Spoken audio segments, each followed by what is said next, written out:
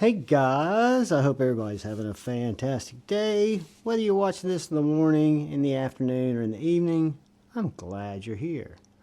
Today we're going to answer the question, we're going to attempt to answer the question, or more importantly, we're going to pose the question, is what's the best fixed blade knife for everyday carry, right? Before we get into this kind of long attempted understanding of what we might be looking for if we're thinking about using a fixed blade for everyday carry, is I want to say thank you to the channel members. Thank you, thank you, thank you. And thank you for anyone who comes in to watch my knife, my EDC content. Thank you. If you're so inclined, if you hit the subscribe button and the bell notification icon down there below, it really does help out. So, fixed blades for EDC. There are a lot of things to consider before you choose is a fixed blade right for your EDC. Folding knives, I carry both. I'll carry usually a folder in my front right pocket. I usually carry a fixie in the back. But if you're trying to determine what is the best fixed blade for everyday carry, it's going to come back to a lot of personal questions that you have to answer. How is your everyday carry looking like, right? So there's several things to consider before choosing your first blade. You know, you most importantly want to understand what your everyday needs are and how a fixed blade can help with those needs, right? For example, I'm a city guy. I usually open cat food. I might open Amazon packages when they come in, open knives when they come in, cut paracord occasionally. Cut food sometimes. I've got knives that are great, food prep knives, right? I mean, there's just a lot of different things to consider with how you're going to use that knife. That doesn't mean that a lot of these knives or some of the others we'll look at won't fit that bill, but that's just one thing to consider when you're thinking, okay, what's going to be my perfect EDC fixed blade? The second thing is the different tasks you might need it for, right? So simple tasks like opening packages to more complex outdoor adventure things, you could still get a very small knife, but this a little bit more bushcrafty, right? And then you're going to also have to consider your personal preferences for size, weight, design, the way it carries, several things that you're going to have to think about. But it's not overwhelming, right? So, for example, the first thing I think about is the fourth really point is your carry preference. Do you prefer to carry a knife on your belt, a small knife on your belt or a larger knife on your belt? Do you prefer to carry it in your pocket with a pocket dropper? I do personally. Or do you like to carry a neck knife or a knife that you can carry around your boot, right? Or stick into your boot. So they're going to be size considerations, they're going to be shape considerations, they're going to be the task that it's intended for considerations, and you're going to, kind of have to answer those. But I promise you two things. One, the journey is a lot of fun, and you probably won't stop at just one if you determine that a fixed blade fits your everyday carry needs. So different popular types of fixed blades, right? You're going to have, and I wouldn't consider these all EDC knives, but you're going to have camp knives like this TRM Redline fixed blade. It's a much larger fixed blade, right? It still goes on my belt. I can still carry it every day. Got about a 5-inch blade on it. But is my main use going to be camping, hiking, trailblazing, so to speak? So you've also got more kind of small game hunting type knives, right? Like this White River small game, which is basically a thinner little knife that you could carry on your belt. I actually purchased this sheath as an aftermarket. It's also got set up for horizontal carry on my belt. Do you need a self-defense knife? Do you need a tactical knife? Do you need a knife, maybe something like this Servant Knives Mech Fighter? I doubt it. But you never know what your everyday carry is going to look like. What is your day-to-day tasks going to consist of? Or do you just need a more kind of a smaller fixed blade, but it's still hard use, like this driver to fence splinter, which is just a great little knife, but it's, you know, got a thick spine, magna cut blade, nice drop point shape, which is very functional for EDC. But again, do you need that much knife on an everyday situation? I personally don't. Then you've got to consider things like, what are the type of blade shapes that I like? You know, do I like a Warncliffe with a straight edge like this Mag 10 Knife Works EDW? Do you like the Tonto blade like this Axial Knives Alpine Tonto? Do you like kind of a reverse Tonto sheep's footy style blade? So a lot of that's going to be not just subjective, but what are you going to be using it for, right? You've got a knife like this little Lucky Dog Knives Ranch Dog, which has got almost a spay blade. You know, it's going to give you a little, just a different look, different shape, different size. You've got things like this little Tucson and almost a spear point, could be called a drop point. Really small little knife in S90V.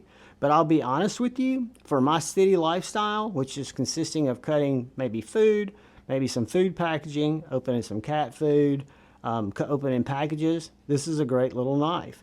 And we'll get into that in a second, but there are a lot of different styles to choose from. And really, you can just answer that question based on A, what you're going to be cutting.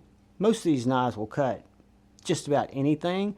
And what stylings do you like, right? So those are something to really think about. And there are so many brands out there that are doing small fixed blades now, and fixed blades in general, if you like a larger fixed blade. Some people do. Some people like smaller fixed blades, right? I, for one, like the smaller ones. And I've even got, for example, this little micro Canadian here is a belt carry fixed blade. Very small, but it's a full 4-finger knife. And for my EDC city life, it does everything I need it to do. It's in 3V. Do I need 3V? No, but it's great, right? I can also drop this in my pocket, but I carry it on my belt.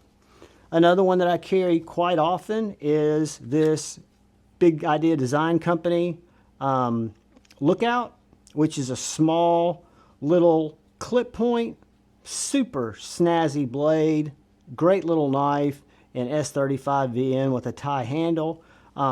It's got a really unique in-pocket clip where when I put this in my back pocket, which is where I typically carry my secondary knife, which is my fixed blade, I can put this right in my back pocket. That titanium clip locks it in and does not impede me getting that knife out of the sheath. Or you might want something more kind of organic feeling. A knife like this Griffin Company Scout 2.5, which has got a taller blade. It's really ergonomical, thin, easy to carry. This one I've got set up for a pocket dropper. You could easily put horizontal straps on this and carry it on your belt if you wanted to. There's just a lot of things to consider that are questions you guys are going to kind of have to answer if you go out and choose to carry a fixed blade as an EDC knife. And know that there are no wrong answers, because everybody's use case is going to be different, right? For example, this little Amsler Tools Hurricane Mini. This is a mini Hurricane, a little piece of Magna Cut. What I love about this knife is it's super small, it's super thin. Would I want to cut and break down cardboard with it? Heavens no. Would I want to open packages with it, or open a bag of cat food, or cut a piece of paracord if I needed to? It would be fine. And what's great about it is it's so thin and light, it works great as a neck knife. Or if I'm wearing a button down, I can take off the chain and it goes in my shirt pocket or in my back pocket just like a pin. Very small, very minimalistic, but goes back to that question, will it handle the tasks that I'm going to need every day? And not every day is the same. That's why I like to at least tell myself I have so many knives. Too many knives, of course, but so many. And then you've got to choose things like, some cases you might want a hawk bill, or this is more of a gentle sweeping hawk bill. But if you're doing some more specialized cutting, there are linesman knives that have specialized blades. There are hawk bills with specialized blades. So there's serrated blades out there if you're cutting a lot of rope. If just depending on what you're doing, let that guide you. I would say even more than what you like the looks of. Size is very important to me, especially. I've kind of got a size range, right? So I've got a range that I like to carry on the daily that is going to be anywhere, trying to get some of the bigger ones and then we'll get some of the smaller ones. Let me get some of these out of the way.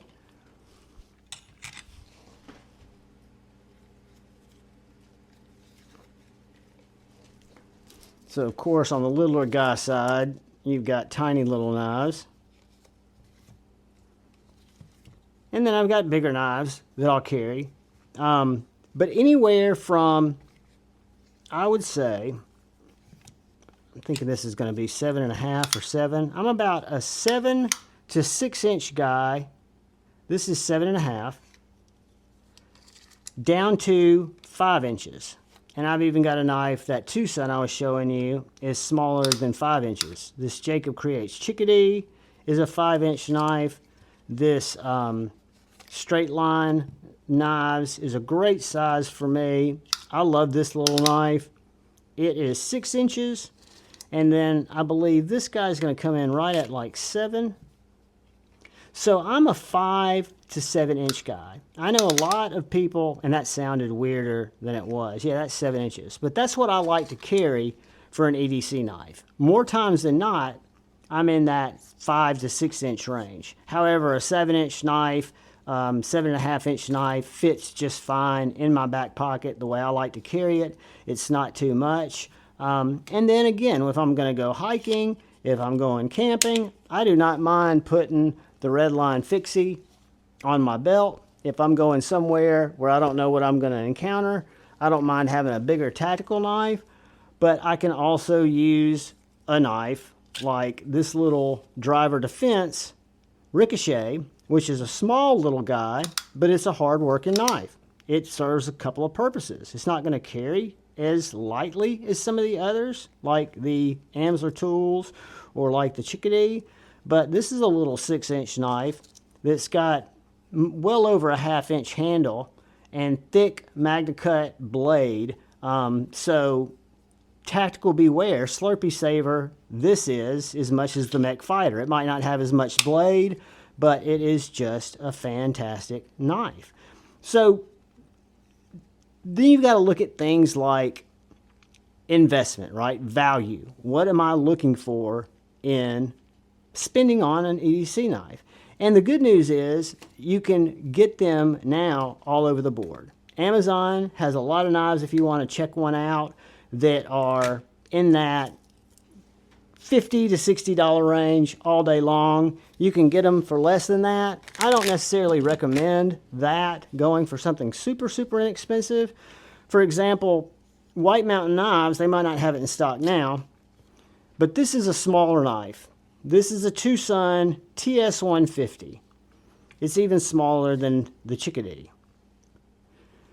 But Tucson makes a lot of small fixed blades that I've owned, I think 5 different designs that are in the $50 to $65 range. It's a great way for me to find out if I liked them. I don't have one here because I gave it away on a live last week, a Vosteed Mink. You've got knives like the Kaiser Mini Harpoon, or if you like a little bigger knife, the Kaiser Harpoon, that are under $70, right? In 3V. Nice blade steel, nice sheath, nice way to carry it. I carry it with an Ulti clip. It comes with one of those tack locks that you can open, swivel, and you can put it on your belt. I don't like those. I think they make the knives too bulky, but you could easily put horizontal straps from Amazon or some leather straps and carry it that way. So you don't have to break the bank to get into a small fixie. The prices go up, but this, for example, is a great little example of an American-made knife that is made out of MagnaCut, micarta handles. It's got very sharp spines, so this is kind of like a baby bushcrafter, right? This is going to be a little guy. It's going to come in at, where'd my tape measure go?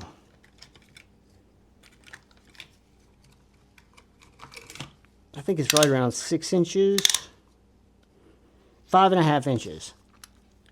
This is LT Wright's Frontier First. They make a lot of different knives, but for me, I thought this was a great value when I found it. It's MagnaCut, full tang, micarta scales. It was $95 with this leather sheath.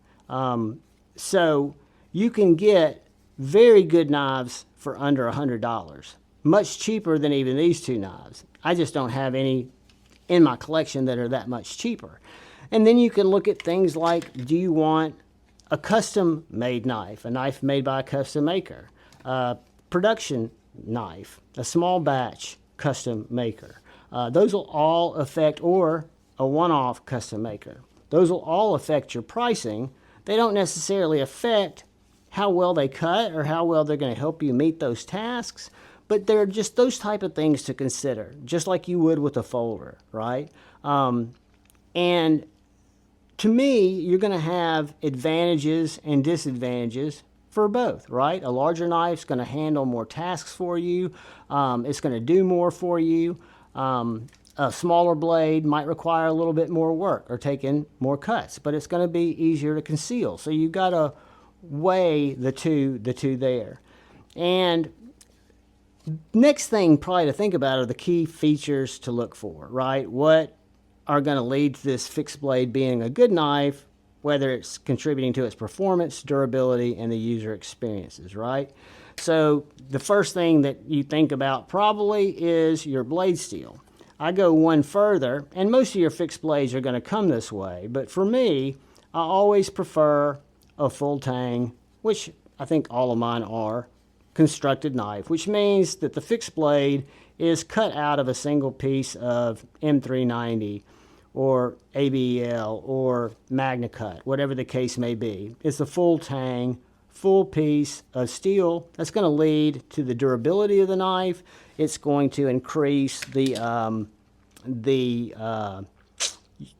think the performance and even the user experience because it's going to be a better knife.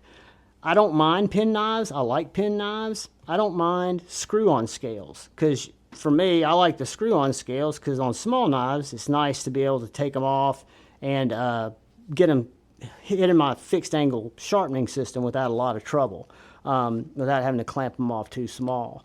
But that to me is very important, right? The blade steel, and again, for me, 14C is fine. I'm cutting, going back to what I was saying earlier, mainly Amazon boxes, cat food, bags, food packaging, food itself. But some of you guys might have much more needs that can be met by the knife steels that you choose. 3V, very strong. You can get ABL, you can get MagnaCut, you name it, it's out there, right? But to me, the most important, besides size, which is number one, are ergonomics, how it feels in my hand. This Boker AK1, for example, which is not an inexpensive knife, but they do have a Soligen Germany made American Tonto version, which is well under $200, that has the same ergonomics because they're the same pattern knife. This one's just N690, where this one is ABL. I look for a knife that feels comfortable in hand. And that doesn't have to mean that this little knife, for example, is just a very neutral handle. It's not what I would consider ergonomically pleasing, but it's not uncomfortable. And for what I'm going to be using this knife for, what I've told you guys I usually cut, it's going to be fine. If I was going to go break down 300 feet of cardboard, I probably wouldn't choose this knife. I'd probably choose a knife like this EDW from Mag 10 USA Mag 10 Knife Works that has really good ergos. That's going to be a trade-off on some of your smaller knives, right? The smaller your knife, the easier it is to carry in your pocket. The less footprint it takes up is still going to translate to it having a smaller either cutting area, handle, or both, right? This little knife here, this little T. Denny Apprentice, is a great EDC knife. This one's in crew wear, I believe, and has some G10 scales. But again, the handle is pleasing in my hand. It's not pleasing in the same way that the Mag 10 Knife Works is, but it does not cause me any hot spots. It gives me enough blade with the combination of this harpoon and this little built-in kind of banana thin handle. It gives me plenty of grip, and it just works very well. It's one of my favorites. I've actually got two of these. I've got a Generation 1 and a Generation 2. But there's just so many things to consider. You can go on Amazon and you can buy very inexpensive knives, or you can find knives like some of these tops, these small tops, which I highly recommend for trying out. They're tool steel knives. This is on the larger size of what I've picked up from Tops. This is the 3-pointer. It comes in about $136 for a USA-made blade with micarta handles that are contoured, not contoured, but they're milled out here. A little bit more of a hard use type of small EDC fixed blade, but they also make a knife called the Tops Crowhawk, which comes in for under $100, and it's going to be more in that 5-inch size range. You're still going to have that treated tool steel, 1095. It's still made in America, but just a lot of those type of things to consider, right? So your blade material, your handle material, your ergonomics are all important. Something that I think is, for me, either a deal breaker or the bee's knees, and all mine are fortunately set up that way, is how well they carry, how well the sheath works. For example, I've got one here that's got a little rattle. Some people that would drive crazy. It doesn't drive me crazy at all because the retention is great. As a matter of fact, it's one of the tighter knives because you've got this groove cut right up here in this Wingate wood, and you've got this nice indentation in the Kydex that lock that knife in as sound as you want. Nice open drip hole here. Or do you want a leather sheath, right? I love leather sheaths. I just want retention. So what I urge when you're looking at the way the knife carries, even if it comes from the factory with a clip like this Boker clip, or more times than not, on the more budget knives, you're going to see those tech locks on the back. Don't let that detract you, because as long as you've got the grommets cut into the knife, you can put an ulti-clip, you can put horizontal straps, or you can just drop it in your pocket. But to me, the sheath, whether it's Kydex, whether it's leather, how well the sheath fits the knife and how sturdy it holds the knife, right? I want it, I'm not going to be doing cartwheels, but I don't want it just to flop out of my pocket loosey-goosey, right? So choosing the right fixed blade for you. What is the best EDC fixed blade? I think we came to the conclusion that that's going to be dependent on the questions that you ask and answer yourself, right? So I would, in kind of summary, ask yourself a few things, right? What are my primary EDC tasks?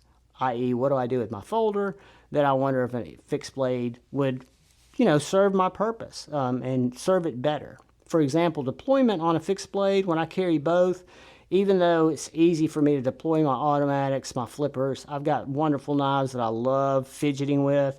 I typically, if a package comes in and I've got this in my back pocket, I reach for it because it's just a bloop, cut, bloop. Pretty easy to do.